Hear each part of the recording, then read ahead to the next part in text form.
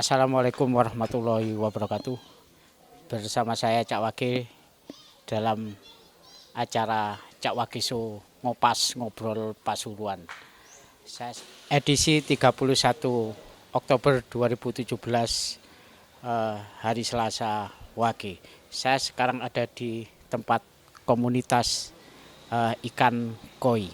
Ini saya tak akan menjumpai dengan Bapak. Nah, ini saya perkenalkan, ini ikan koi. Ini di depan rumah Bapak. Ini Assalamualaikum. Ya, dengan Bapak Basori. Pak Basori ini adalah termasuk penggiat komunitas ikan koi Pasopati Club gitu Pak ya, koi club. Wah, gitu. Mungkin bisa ngobrol-ngobrol duduk di sini Pak. Monggo. Saya sekarang mau bincang-bincang sama Pak Basori, Sekretaris Pasopati Koi Club Pasuruan Pak ya.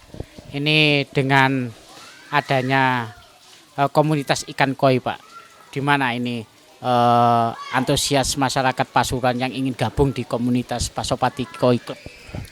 Kalau yang ingin gabung sebenarnya sangat banyak karena Pasuruan ini sekarang sedang tumbuh para penghobi-penghobi baru. Cuman masalahnya animo di masyarakat, anggapan di masyarakat bahwa budidaya atau punya ikan koi itu sulit untuk jangankan diternakkan, untuk dipelihara aja sulit. Padahal sebenarnya menurut saya tidak.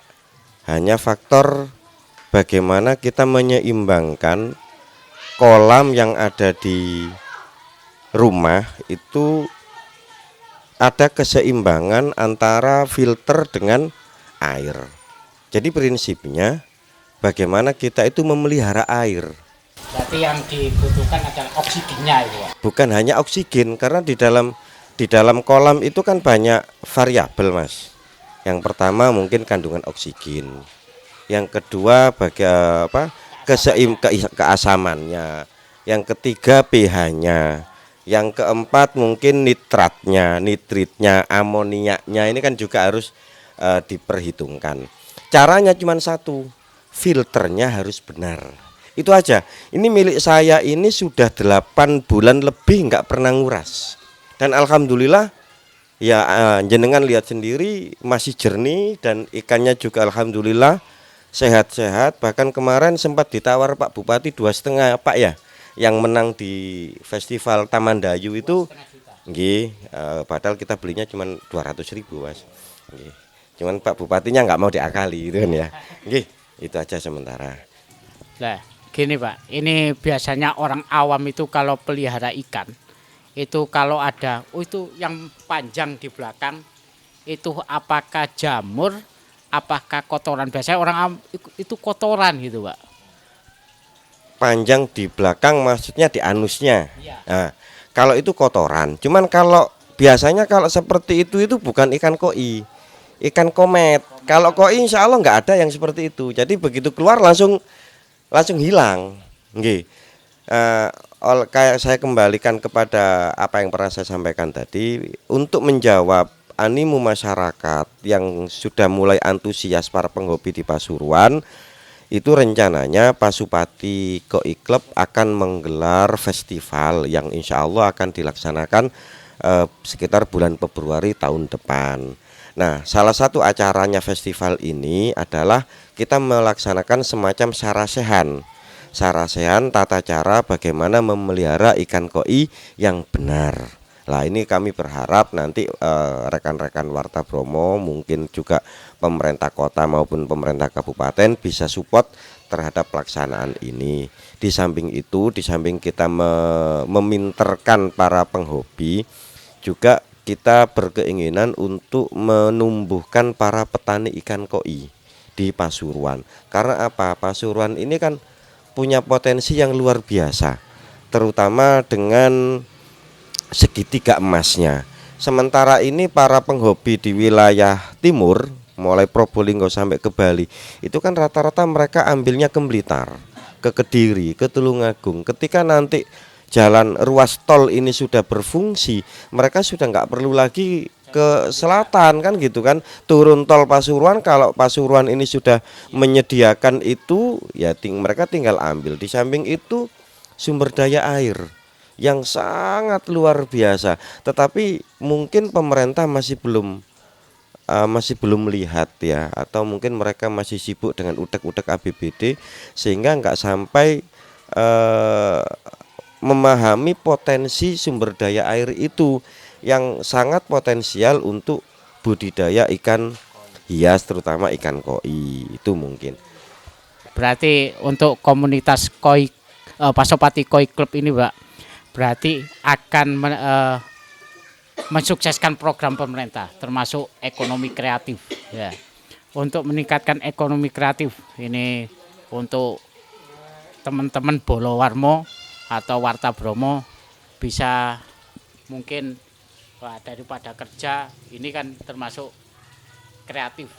Mungkin Pak mungkin bisa ngasih masukan untuk teman-teman Bolowarmo biar ini termasuk inovatif yang baru untuk di wilayah Pasuruan dengan air yang Nggih, memang ini kalau dibilang terobosan, ya terobosan untuk meningkatkan ekonomi kerakyatan khususnya di bidang perikanan hias ya kan. Mengapa kok kita itu berorientasi kepada peningkatan ikan koi?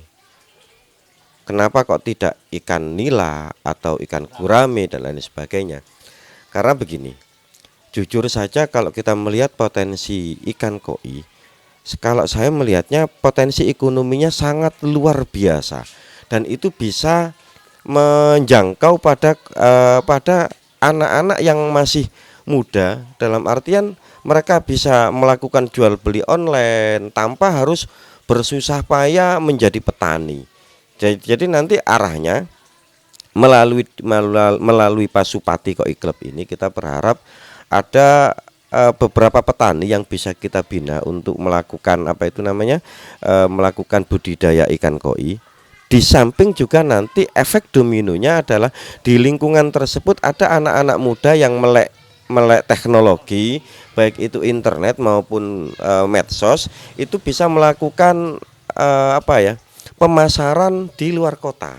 Oleh karena itu mungkin nanti pada saat Sarasehan yang mungkin juga nanti Pak Yudi selaku Ketua Pasupati akan melakukan briefing khusus, akan melakukan pelatihan khusus terhadap anak-anak muda bagaimana cara mempacking ikan, bagaimana ikan koi itu dikirim dari Pasuruan sampai ke Surabaya, bahkan ke luar pulau dalam waktu 1 kali 24 jam atau mungkin 2 kali 24 jam tetap hidup di dalam satu kantong. Lah ini Pak Yudi yang lebih pakar, yang lebih paham termasuk cara budidaya, cara memelihara ikan koi karena beliau sudah sangat lama menggeluti dunia perkoian ini. Kalau saya masih newbie. Tapi walaupun masih newbie, saya berusaha untuk mengeksplor apa yang menjadi gagasan kami di Pasupati untuk bisa mendongkrak, minimal membantu meningkatkan perekonomian masyarakat di bidang ikan hias. Karena apa? Kenapa kok ikan hias? Kalau ikan konsumsi itu kan barangnya banyak, Mas. Ribuan, bahkan kiloan. 1 kilo cuma berapa? 17.000, 15.000. Satu empang, satu kolam itu mungkin isinya katakanlah sampai berhasil 1 ton misalkan ya, dijual 15.000 kan duitnya cuma berapa? 15 juta itu kalau 1 ton.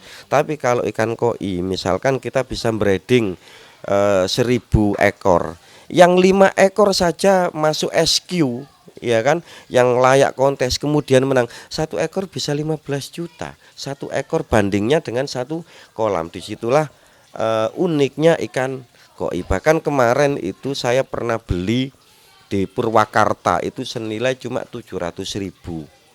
Begitu kita ikutkan kontes JNA di Blitar juara 1 dan alhamdulillah dapat door prize Honda Beat. itu keluar dari kontes sudah ditawar orang 3,5 juta. Lah ini 1 ekor lah. Ini kan juga apa ya, potensi yang luar biasa yang harus kita kembangkan. Nah, kami berharap pemerintah kota maupun pemerintah kabupaten melek dengan situasi seperti ini. Walaupun jujur kami tidak berharap bantuan mereka. Hanya yang kami butuhkan adalah sinergitas program. Bagaimana program pemerintah dengan program klub ini bisa saling sinergi, bisa saling mengisi kan gitu. Ini untuk Bolowarmo, saya tadi sudah bincang-bincang sama sekretaris Pasopati Koi Club.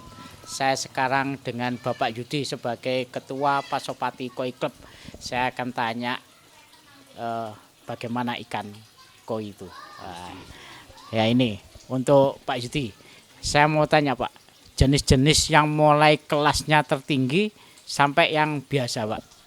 Ya kalau jenis-jenis koi ya itu kalau yang ada di Pasuruan itu kebanyakan Taiso Sansoku itu bisa dibilang sanke. Terus ada lagi yang jenis dari Sowa Sansoku itu kita biasa sebut soa. Terus ada jenis kohaku.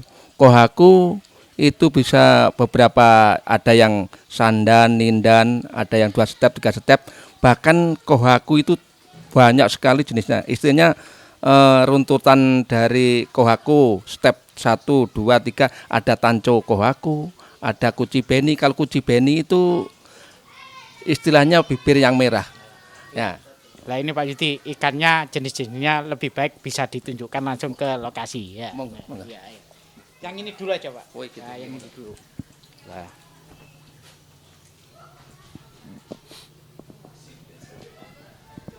Nah ini Pak, yang jenis ikan bisa ditunjuk. Nah kalau ini Mas, kalau yang ini, Yang di nah, batuknya.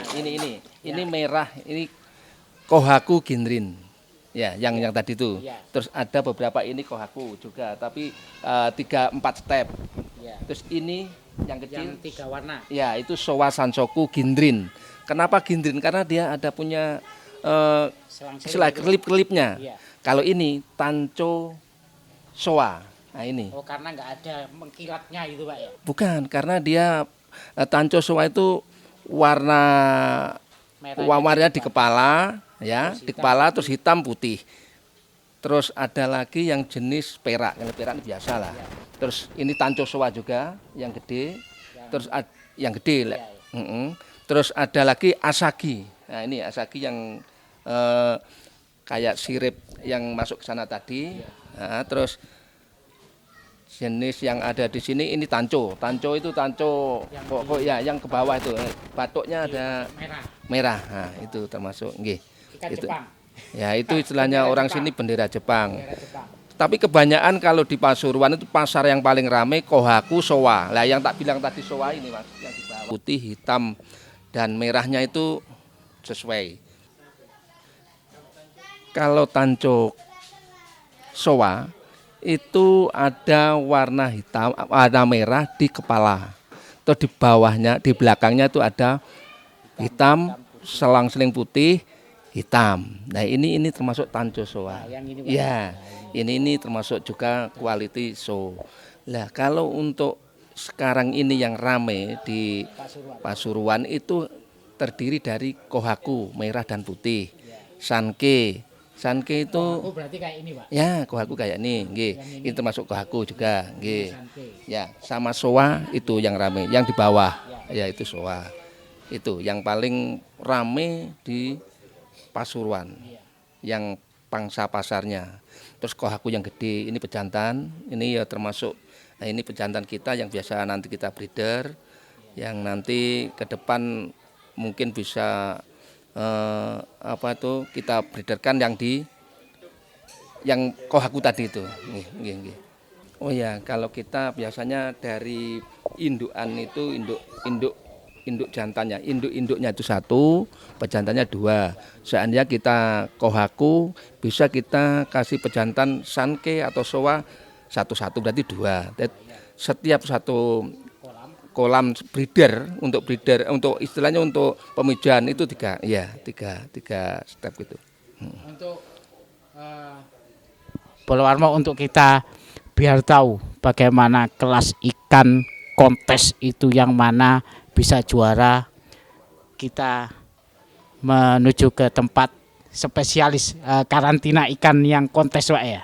Nah ini Pak ikan-ikan yang sudah pernah kontes dan mendapatkan juara. Ini bisa disebutkan satu persatu. Ini adalah Bolowarmo, ini adalah tempat ikan yang dikarantina dan siap untuk kontes. Ini Pak, mungkin yang sudah pernah juara bisa ditunjukkan Pak. Ini Pak. Yang juara namanya Ini. Akasanke. Ya, ini nomor juara 3 di Kediri kemarin. Terus ada yang di JNA kemarin Kurumo ini Yang ini hitam putih itu, ya. hitam putih. Ini aslinya bukan hitam, ada semu Kayak merah-merahnya, ya merah-merah gitu. Itu juara 1 di JNA Koisum Blitar. Ya. Ya, Terus ada lagi Kumon Ryu. Yang Kumon Ryu termasuk ini. Nah, ini. oh yang kecil Ini juara 3 kemarin di Kediri Koiso. Sama yang juara 1 di Pandaan yang ditawar oleh Gus Irsad itu yang mana Pak? Di kolam utama. di kolam utama tadi, ya, di kolam utama tadi. Iya, nggih, yang di kolam utama kemarin tadi itu di bawah, nggih. Ini Pak. Untuk sementara ini, Iya. nggih. Oh, ini. Heeh. Ini Bolowarmo. Kalau Bolowarmo kepingin pelihara atau pingin ternak ikan koi, ya bisa datang langsung di tempatnya Pak Yudi atau tempatnya Pak Basori. Kalau Pak Basori tempatnya di mana Pak? Pak Basur sendiri rumahnya sana langsung. Pak Yudi. Oh, perumahan Taman Asri 2 sana. 2 ya. Blok. Blok B1 nomor 10A. Nah, ini untuk yang kepingin tahu atau konsultasi ke Pak Yudi, Taman Asri 2 Blok 1 B1 nomor 10A bisa datang. Kalau ke Pak Basori bisa langsung datang di Mancilan, depan sekolah Madrasah Darul Ulum. Nah, ini bisa langsung konsultasi daripada untuk pemuda-pemuda Pasuruan Kota Kabupaten daripada nganggur Pak ya. Ini termasuk ekonomi kerakyatan, meningkatkan program pemerintah lah, bisa datang langsung ke tempat Pak Basori dan Pak Yudi, siap untuk memberikan cara-cara perawatan yang baik untuk ikan koi. Ini Pak Yudi, yang paling sulit Pak untuk ikan koi perawatannya itu di apa Pak? Bagi pemula biasanya. Penyesuaian tempat dari yang Lokasi awal ke yang baru. Ini biasanya penyesuaiannya kadang-kadang pelepasannya mungkin ya kita lihat dulu kondisi airnya, ya air. Setelah itu kita bisa lepas, taruh di gitu, pelan-pelan kita lepas. Tapi harus kita lihat antara sama air pH-nya kita sesuaikan dulu. Sebenarnya bisa. Mungkin kalau di Pasuruan pH-nya tidak diragukan lagi mungkin Pak ya. Iya, kalau di Pasuruan memang bagus banyak ya untuk dari walaupun kita hanya sederhana untuk enggak masalah, bagus. Ya. Mungkin untuk teman-teman Bolowarmo kalau kepingin ternak ikan mungkin bisa datang langsung ke tempatnya Pak Yudi atau Pak Basori Pak. Mungkin ya siap. Iya siap. Kalau beli berapa lah, ini bisa langsung datang Pak ya. Iya siap. Itu. Terus Pak, untuk ikan kalau kelas yang sudah pernah ikut kontes ini, apakah makanannya juga spesial? Ya memang kita kasih spesial. Tempatnya pun harus spesial. Iya, untuk menjaga kesehatannya ikan sendiri. Vitaminnya Pak? Untuk vitamin?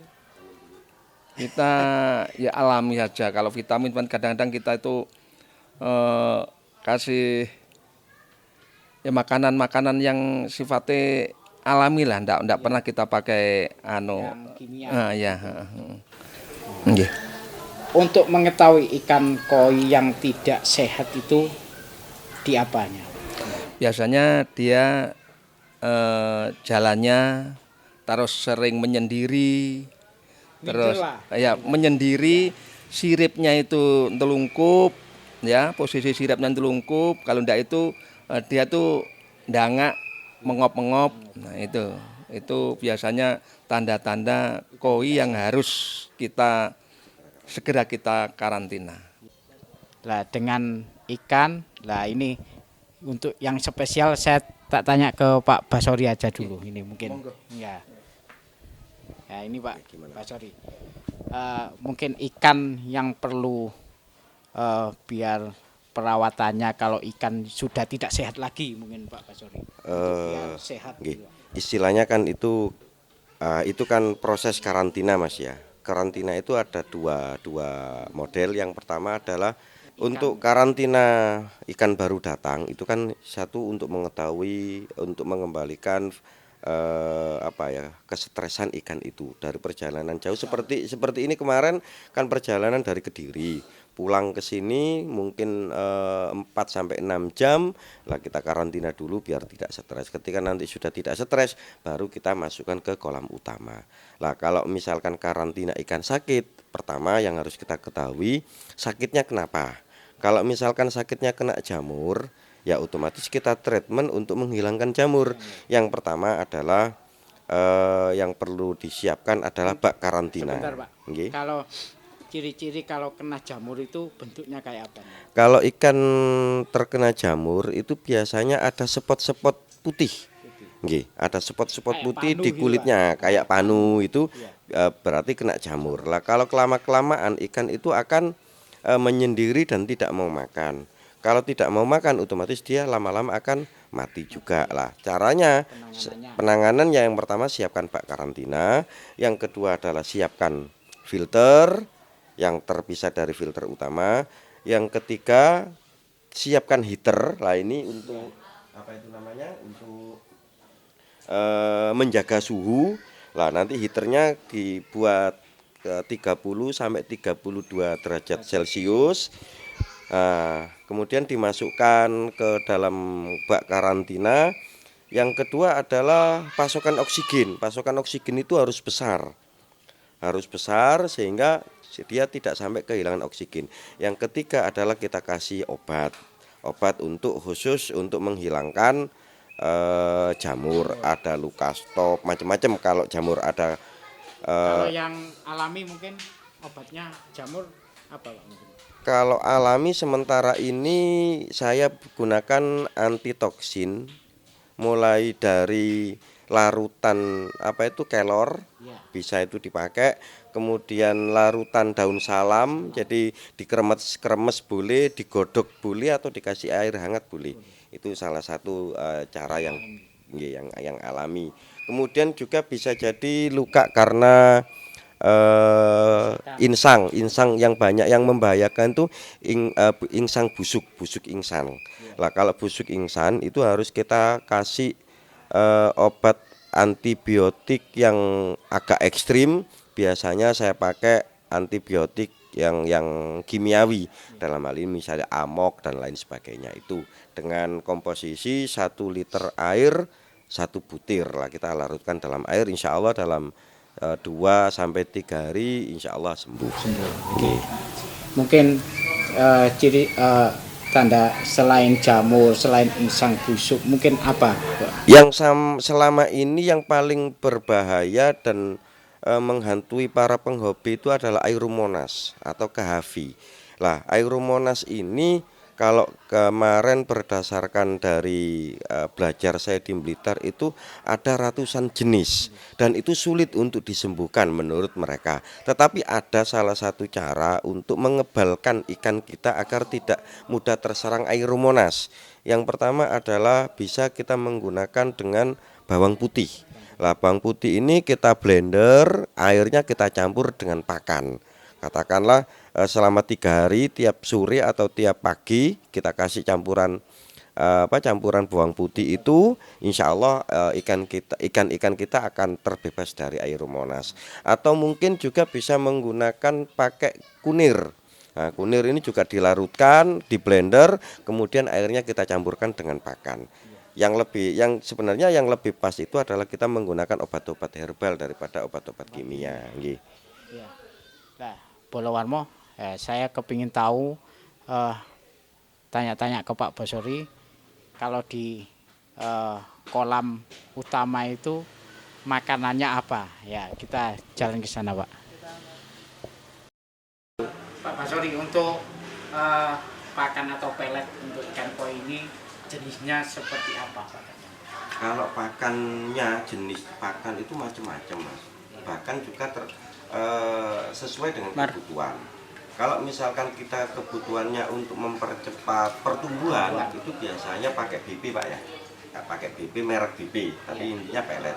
Kalau misalkan untuk meningkatkan warna, ya otomatis kita juga pakai pakan-pakan yang kemasannya agak mahal.